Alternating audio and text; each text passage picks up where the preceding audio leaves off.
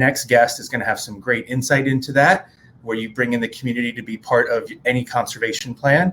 And that's Supraja Dharini. And I'm hoping I got that as close as I could. If not, I'm sure that I'll be get a little bit of insight on how I did. Good morning. Good morning. How are you doing over in the Tree Foundation? Yes, thank you so much. We're all doing well. Good to hear. Staying safe and strong. That is even more important to hear. Thank you for spending some of your afternoon. I guess actually, I'm not sure what time is it for you right now. It's 8 o'clock in the night. So you're sharing my morning with your evening. We get to connect through the great thing that is the Global Biodiversity Festival. And I see that you've got your screen up. So if you want to bring up any presentation, get that prepped and ready to go, we can bring it up. And then you can tell us more about what you do with the Tree Foundation.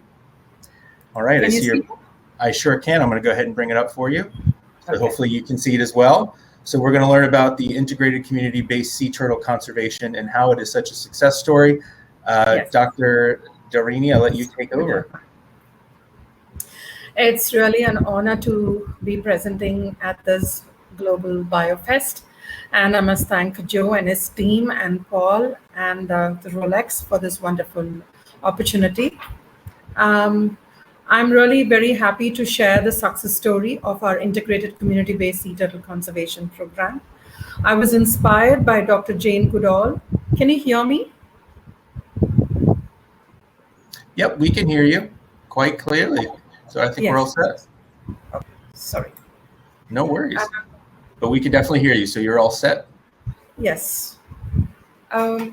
I was inspired by Dr. Jane Goodall, and in 2001 when I saw her National Geographic documentary where she says each and every individual can make a difference. And that set me thinking, and I established and founded a Tree Foundation in 2002 to protect marine megafauna and initiated the conservation program along the east coast of India. And we to protect, conserve the declining turtle populations and protect their migratory routes, because we are one of the important migratory routes where we have the mass nesting turtles, lakhs and lakhs, millions and millions of turtles going from southern India to Odisha, which is in the north. To safeguard the turtle populations and facilitate alternative livelihood to the fishing community members, we've given them a small stipend during the breeding period. To the Sea Turtle Protection Force members, they are shortly called as STPF.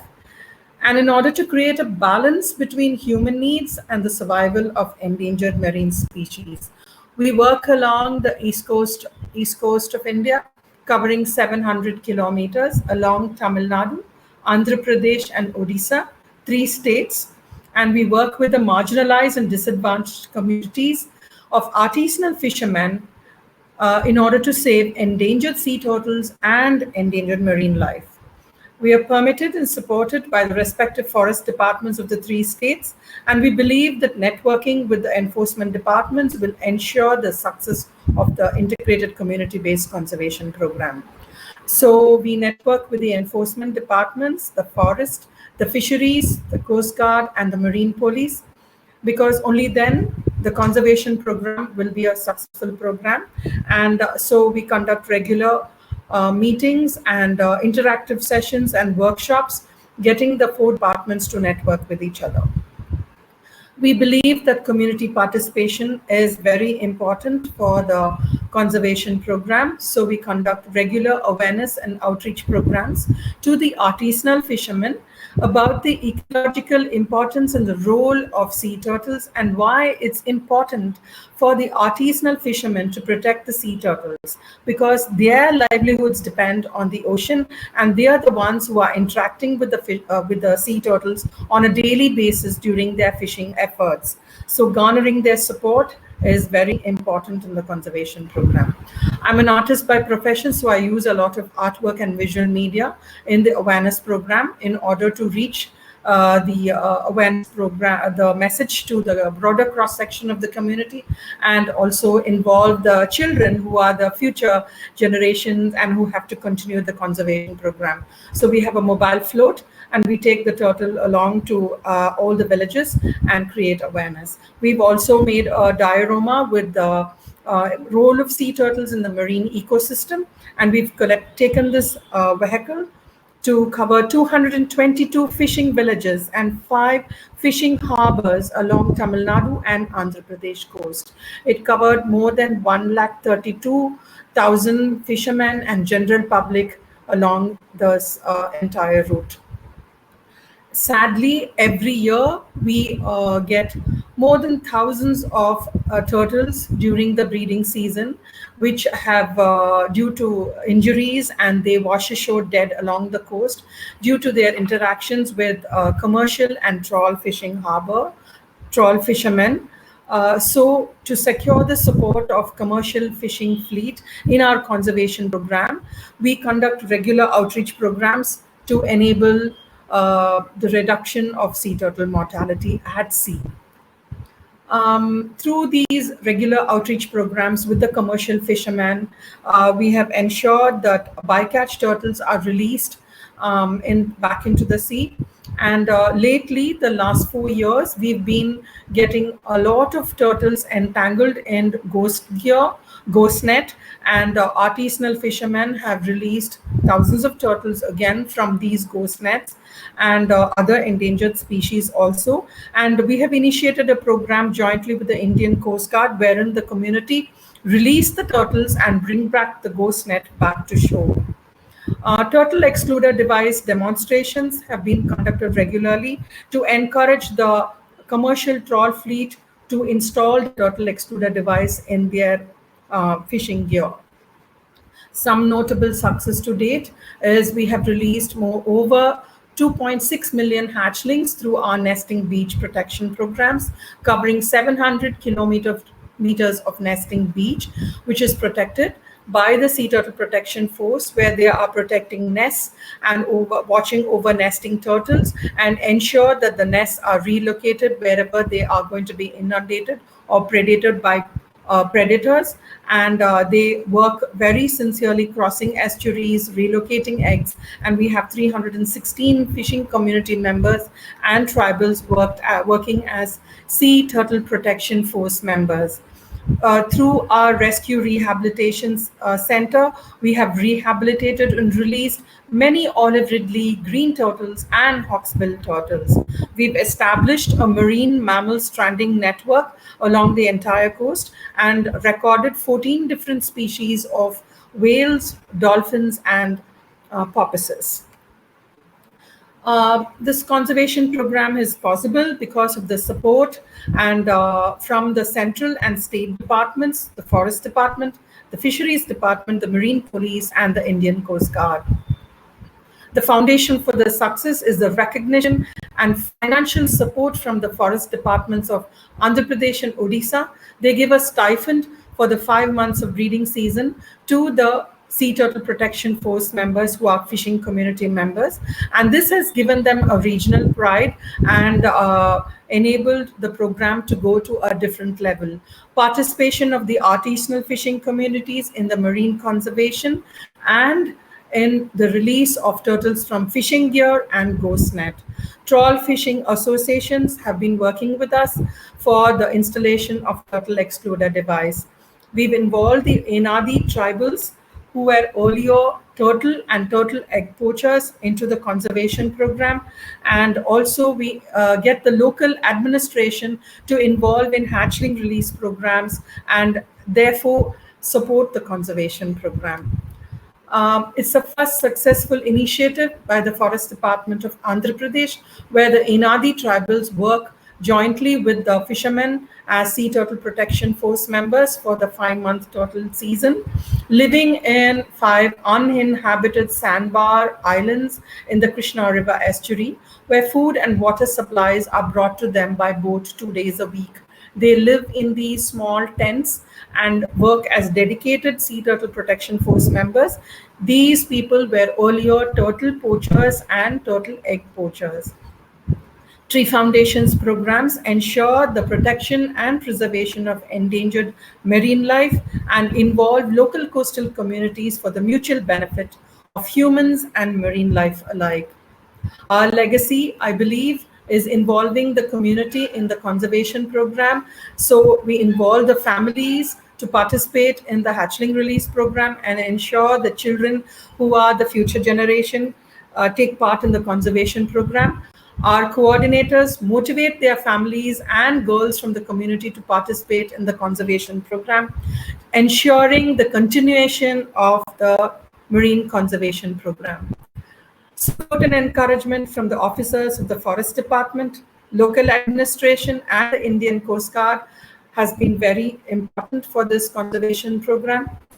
Dedication and involvement of the Sea Turtle Protection Force members and the wider local communities in this integrated sea turtle conservation program has been very crucial for the success, and the perseverance and commitment of our sea turtle conservation coordinators of the various districts who were honored to be the Disney Conservation Heroes of 2019 have ensured that the community's involvement has been very, very important for the success of this conservation program. I wish to thank the Forest Department, the Fisheries Department, the Marine Police, the Indian Coast Guard, National Biodiversity Authority for supporting us for the biodiversity education programs in the various schools along the coastal areas, and the Department of Education, the Community Sea Turtle Protection Force members, and of course the US Fish and Wildlife Service and Disney Conservation Fund for their support of our integrated community-based conservation program. And if you want to know more about our conservation program, you can reach out to our Facebook and also take a look at our YouTube link, which shows more about our amazing sea turtle heroes. That is the amazing Turtle Heroes. So just I hope you can take a look at it, and you will have more information about our successful conservation program. Well, thank you very much for showing us all about your work and telling us, everything that you're working on. I have a question I was just thinking about as I was, watching.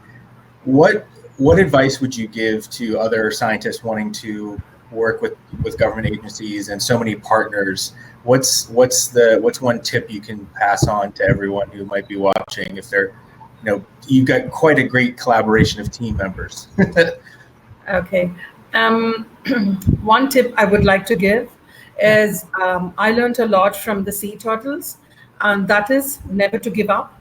The first time when I saw a baby turtle, it was crawling from the nest and going towards the sea.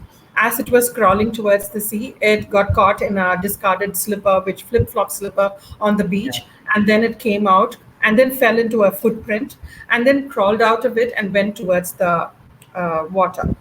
And as it reached the tide, a wave came and hit it and it turned upside down. I ran towards it to turn it back, but by then it oriented and turned itself and went back into the sea. That little hatchling taught me never to give up. Whatever hardships, whatever difficulties, or whatever insults that we face, never give up. Be steadfast on the goal, and then eventually we will reach. Because working with the departments, the government, and is very, very important, because they are the enforcement agencies. And in India, they get transferred every 2-3 years. So we need to build our relationship again with the new officer and make them understand the importance of the community-based conservation program and the integrated community-based conservation program. So sometimes it's very difficult, but I remember the little hatchling and I continue, persevere, be patient, and remember that we are the spokesman for the sea turtles at sea. That's some really amazing advice. Very long tip. It's great advice to, look around us and, take lessons from biodiversity around us. That's a really great way to think about, any work that you're doing is, just got to keep moving and pushing forward. It may take some time, but if you're steadfast and determined, like that little turtle, you can make things happen. That's really great lesson that we've learned through you from the turtles and also from you as well. And so that's a really, really interesting way to think about how we keep that perseverance moving forward. With the community involved, what has been the greatest, I guess, the positive turnout? What's been one of the best turnouts for the community since they're part of this as well? Is there like one example you can think of where, all of that work together has really, really benefited the community? Actually, the community, the most of our community coordinators are all from the community, and because of this conservation program, they've been able to bring local administration officers to their villages to witness the hatchling release. So when otherwise these officers and bureaucrats will never come to the village because they don't have time to come to these small fishing hamlets along the coast. So this program has brought the various officials to come to their villages, and therefore benefit the community because they are able to see what are the administration's needs of the community and how they could help in enriching their lives by providing schools, providing toilets, restrooms, and water facilities. And recently we have, with the support of the Indian Coast Guard, we have initiated the ghostnet retrieval program, wherein we are going to involve the community to bring the ghost nets that they see in the ocean back to the shore, and Tree Foundation will be taking the ghost nets and giving them a small incentive. So this way we are going to involve the community to help in keeping the ocean ecosystem clean. So this program is sort of instilling a pride in the community because they are involving themselves in helping their ecosystem be cleaner, because we have made them understand the ocean provides us with much of the water we drink, the air we breathe, and more than millions of people rely on the ocean for their protein source. So, and the fishermen are the ones who are living by the coast, so they have to be involved wholeheartedly in the marine conservation program. Oh, and that's really interesting to hear that, because of the turtles and your work and what's going on in these smaller communities, they then have a talking point almost to pull in their own government to come take a look, be there, be involved, and be more involved. So not only are the turtles being helped, but actually really helping the community, it sounds like, yes, and bringing awareness and attention, which then makes everything potentially is helping to better the lives for not only the turtles but the people around them and engaged with them. So that's a really powerful way to see how everything's connected, even down to making sure that government's involved with local communities and they're being represented. The turtles are helping raise that awareness. We don't really ever think of that as like the biodiversity and the animals around you are also such a valuable way to help any community be hopefully the best they can be. So that's really empowering and inspiring to hear that your work is able to do that for the communities you're involved in. And we're protecting the sea turtles. We are protecting their ecosystems also. The sand dune beach ecosystem, the intertidal ecosystem, the seagrass beds, the coral reefs, and the open ocean. So the sea turtles, we make people understand that the sea turtles are flagship species, because in India it's a big thing to protect, to talk about tigers. So people understand that if you protect a tiger, it's like protecting the entire forest. So we've made people understand that protecting sea turtles is like protecting the entire ocean ecosystem.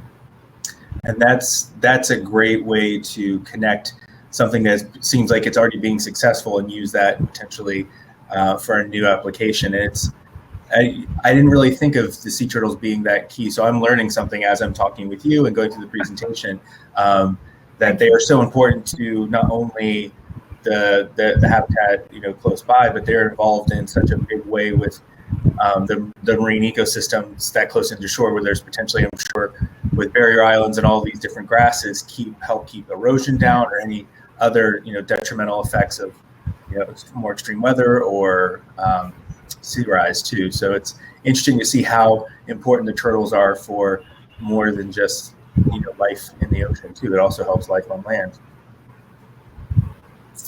And our coordinators have become the role models in each of their villages. So the young children and the youth look up to them as, so it's very important that they are real examples. So, and they take great pride in being the leaders of their respective villages.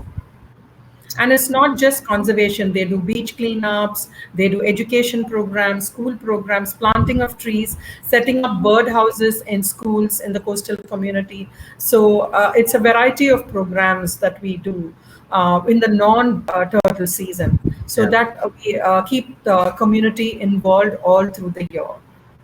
That's incredible to think that it's not just like you're able to work on more than just sea turtles and bring in how the whole ecosystem is connected in real, tangible ways. And I love that you're engaging, the community no matter their age, which is important, I think, to think about how does that all tie in together. So beyond the community managers, what is it that the younger people in the area or in general can do to help support? I didn't get your question properly. No, sorry about that. You're providing these opportunities for, it sounds like, the community, no matter their age. So it's great to see that younger kids are being involved. So they're helping plant trees. Is there anything else that we could do to help support what they're doing right now? How you could support, is it? Yeah, sorry. How can anyone watching me? Okay. Kids of all ages that are hopefully tuning in on a Sunday morning or afternoon, checking in. What can they do to help out if they can't, be there in person? Yes. I think we would like other experts and other scientists and oceanographers who are involved in long-term study of the oceans, if they could collaborate with us and share more knowledge and come and help us study about our oceans, because sadly very little is known about our ocean ecosystem in the Bay of Bengal region. So if we have some underwater studies and people could share the wonders of the ocean, I'm sure it'll sort of be an eye-opener for the children and the general public, and initiate more children to take up studies of on biodiversity, nature, and the ocean, because they have to understand the land-ocean connection.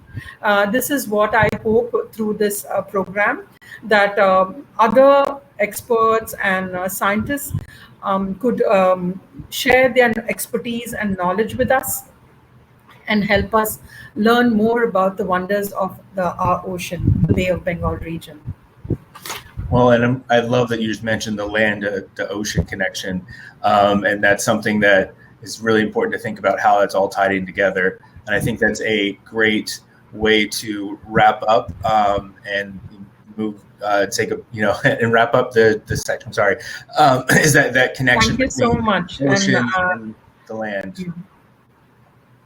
Thank the Global BioFest team for having me today, and it's really been an honor. Thank you so much. Thank you so much for spending time with us and sharing your work and really giving great insights into how communities can be such an important part of conservation and that connection between above water and the ocean and how it really fits in between the land and the ocean together. So thank you so much, Dr. Dharini. I really appreciate it. Have a great rest of the night.